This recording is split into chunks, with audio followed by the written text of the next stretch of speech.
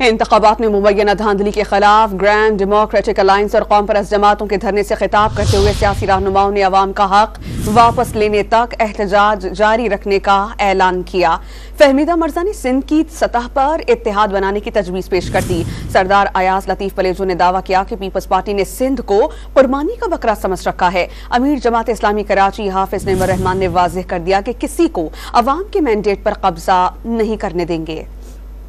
انتخابات میں مبینہ دھاندلی کے خلاف جی ڈی اے اور قوم پرست جماعتوں کے دھرنے سے خطاب کرتے ہوئے فہمیدہ مرزا نے الیکشن میں مبینہ دھاندلی پر سپریم کورٹ سے نوٹس لینے کا مطالبہ کر دیا۔ انہوں نے سندھ کی سطح پر اتحاد بنانے کی تجویز بھی دے دی۔ ہم اس الیکشن کو مسترد کرتے ہیں، ہم اس الیکشن کمیشن کو مسترد کرتے ہیں۔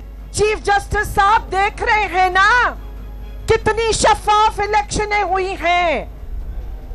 یہ سندھ کو ایک کالونی بنا دیا ہے۔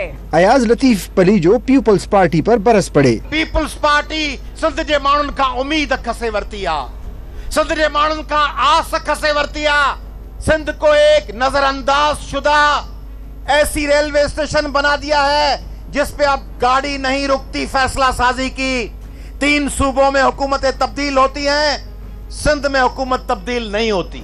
امیر جماعت اسلامی کراچی حافظ نعیم نے طنز کیا کہ یہ کون سی فیکٹری ہے جہاں نتائج بنائے گئے، وارننگ دی کہ کسی کو عوام کے مینڈیٹ پر قبضہ نہیں کرنے دیا جائے گا۔ مجھے بتاؤ وہ کون سی فیکٹری ہے جس میں 8 لاکھ اور 10 لاکھ ووٹ لینے والی جماعت اسلامی اور پی ٹی آئی تو کراچی میں ہار جائے اور صرف 1 لاکھ سے بھی کم جنون ووٹ لینے والے ان کو 17 قومی اور 30 صوبائی دے دی جائیں۔ اس لیے ان نتائج کو ہم قبول نہیں کرتے۔